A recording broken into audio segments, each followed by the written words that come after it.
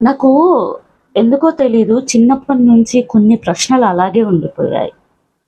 ఆడవాళ్ళని ఎందుకు తక్కువ చూస్తారో, ఆడవాళ్ళు ఎందుకు మగవాళ్ళు అలా ఖాళీగా కూర్చున్నా కూడా ఆడవాళ్ళే ఎందుకు ఇంట్లో పనులన్నీ చక్కదిద్దాలి? ఆడవాళ్ళే వంట ఎందుకు చేయాలి? ఆడవాళ్ళే బట్టలు ఎందుకు ఉతకాలి?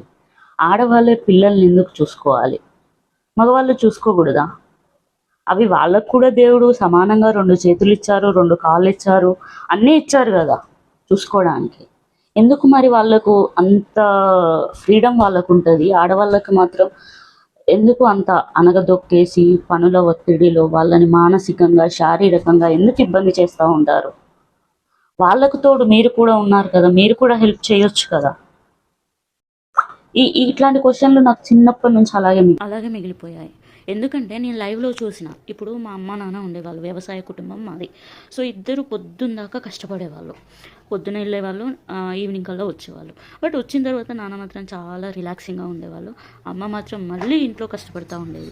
మార్నింగ్ తనే కష్టపడాలి, మళ్ళీ డే అంతా కష్టపడాలి, మళ్ళీ ఇంటికొచ్చి కష్టపడాలి.